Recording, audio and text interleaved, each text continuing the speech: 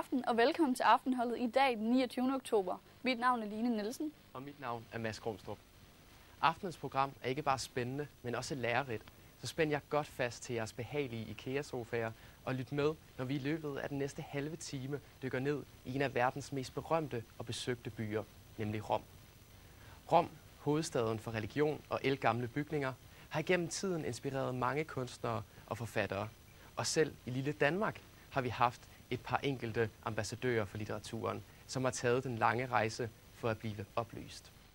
Vi var selv nede for at finde ud af, hvad der egentlig er ved byen, som har gjort den og stadigvæk gør den så forbandet herlig. Men først har vi haft vores korrespondenter ude i marken for at finde inspiration i Roms gader. I det første indslag undersøges musikaliteten i Rom, og hvilken betydning musik har for italienerne i deres hverdag. Hvad de benytter musikken til, og om Roms stadig er verdens centrum for kunst og poesi. Rom er ikke bare hovedstaden i Italien, men også en stor inspirationskilde for mange af datidens og nutidens forfattere. Grundet Roms smukke omgivelser og arkitektur blev byen brugt af de dannelsesrejsende.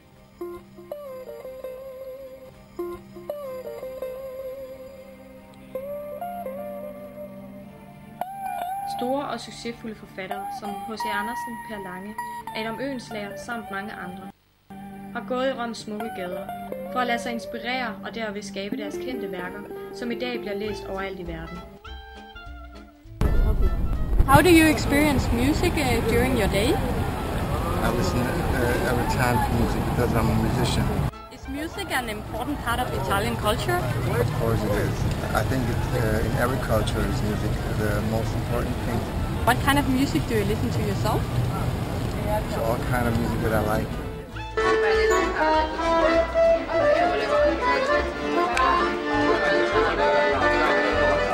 Is it common that people play music on the streets here in Rome?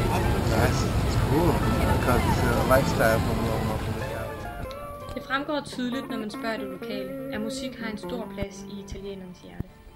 Musikken er for mange ikke bare underholdning, men nærmere en livsstil og nødvendighed. Italienerne bruger musikken og lyden til at udtrykke sig og vise deres følelser.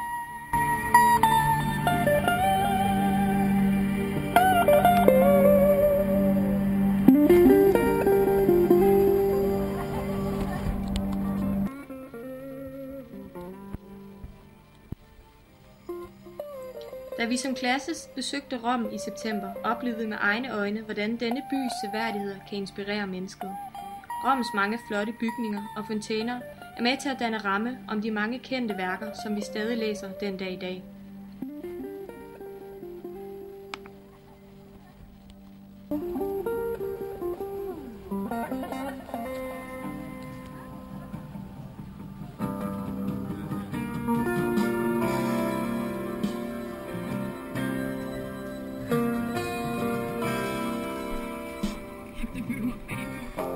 Rom er ikke bare billige drinks og god pizza. Byen rummer meget mere end som så. Rom er og bliver verdens kulturelle centrum. Det er musik for mine ører. Men er Rom i virkeligheden kun musik og glade dage? Og er den ældgamle svinger stadig godt kørende? Eller er det bare en facade? Vi har nemlig i det næste klip valgt at sætte fokus på det, den gennemsnitlige turist ikke ser. Jeg har nemlig valgt at tage et kig på Roms fattigdom. Rom var engang i antikkens tid prægtigt og grandiøst. Men nu er det, som engang var storslået og smukt, ved at drukne i slum og fattigdom. På hvert gadehjørne ses hjemløse indhyllet i gamle tæpper. De smukke, antikke gamle bygninger, som engang strålede byen op, er blevet erstattet med gamle, forfaldne ghettoer. Disse forfaldne bygninger bliver let gemt væk med de omkring 900 kirker i Rom.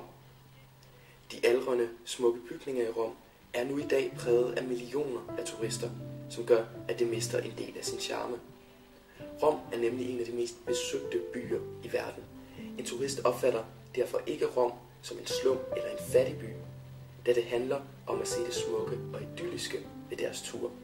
De er kommet til Rom blandt andet for at se Sankt Peterskirken, og hermed bliver fattigdommen gemt væk blandt de mange elegante kulisser. Harald Herdal, som er en dansk digter, tog derfor på dannelsesrejse i Rom. Her fik han sin inspiration til at skrive digtet Terme di Diocletiano i Rom.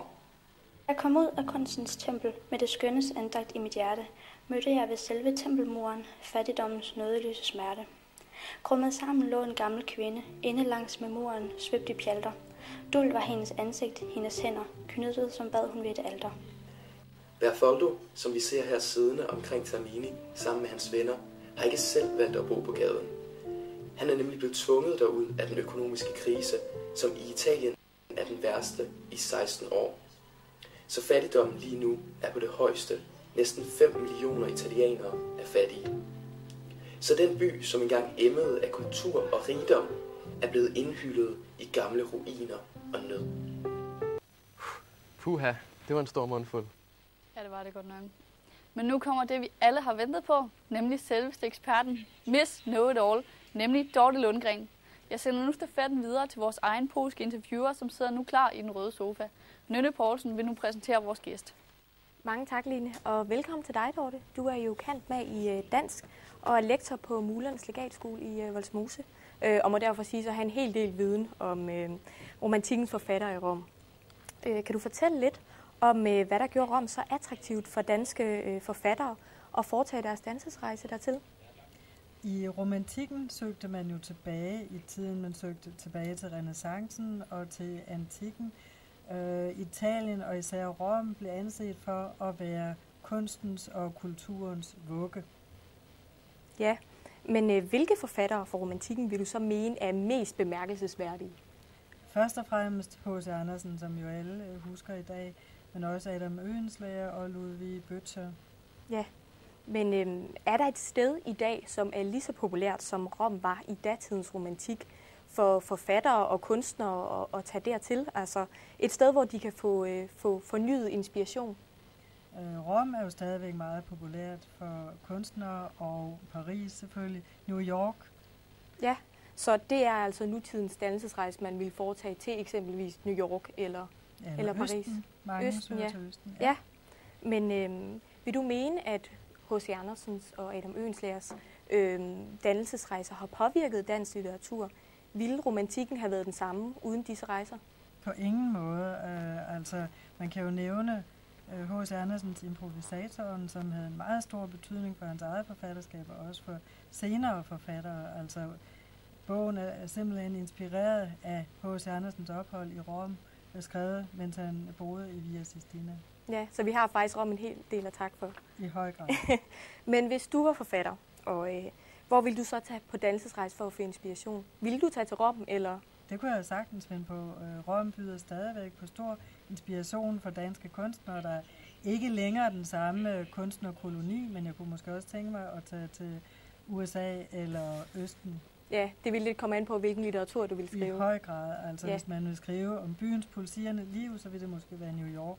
Hvis det skulle være lidt mere tilbagetrukket digte, så kunne man måske søge til Grækenland, Tyrkiet, som den danske forfatter Henrik Nordbrandt har gjort. Ja, så vil jeg sige mange tak, fordi du ville komme i dag, Dorte. Det var en fornøjelse. Og tilbage til dig, Line. Mange tak skal du have, Nynne. I det sidste indslag i aften, så vil vi vise inspiration, som alle forfattere og kunstnere i det hele taget kunne finde i Rom.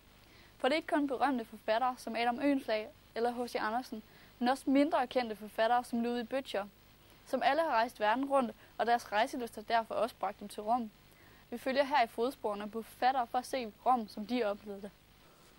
Adam Oehlenschläger blev født i 1779 i København, og som ung forfatter søgte han og flere andre kollegaer til Rom på dannelsesrejse. Ham og hans kollega H.C. Andersen har begge boet i lejligheder på gaden Via Sistina meget tæt på centrum af Rom.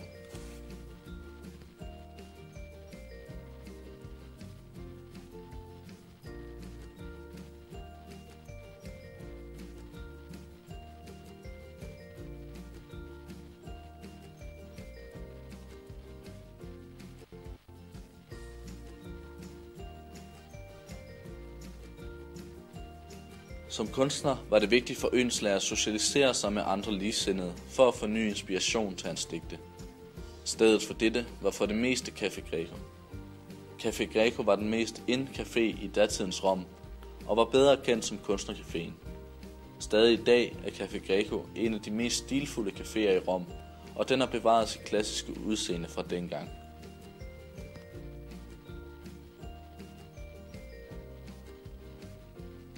En anden inspirationskilde til datidens kunstnere var de mange statuer og fontæner i Rom. Her ses Tritonfontænen, der fremviser havgudens søn Triton. Ludwig Böttcher skrev i 1830 et digt om Piazza Barberini, hvorpå fontænen ligger.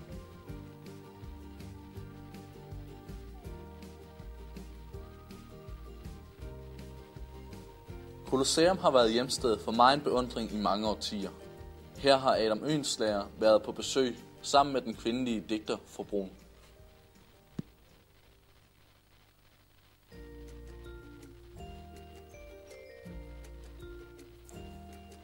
Om besøget skrev Oehlenschläger: En aften trådte vi sammen ind i Coliseo. Det begyndte at mørknes, stjernerne funklede på himlen og Sankt Hans ormen i buskene. Månen kom og kastede sit skyggelys i den uhyre ruin, hvorved det hele fik sit første relief. Fru Brun var henrygt, og det med ret. Synet var malerisk og stort. Således gik det til, at Rom satte sit præg på den danske guldalders litteratur. H.C. Andersen, Adam Oehlenschläger og så mange andre kunstnere fik sin opblomstring efter deres dannelsesrejse til det smukke Rom. Det var alt, hvad vi havde på menuen i aften. Håber, I har haft en lige så lærerig oplevelse, som vi her på redaktionen har haft. Og vi vil også benytte lejligheden til at sige mange tak til vores seere hjemme i stuerne, vores ekspert Dorte Lundgren og ikke mindst vores egen dejlige interviewer Nynne Poulsen. Så følg med næste gang, når vi har Emil Stabil i studiet, og vi skal kigge på, om det i virkeligheden er en fugl eller bare Emil Stabil. God aften, Danmark. Stay classy, San Diego.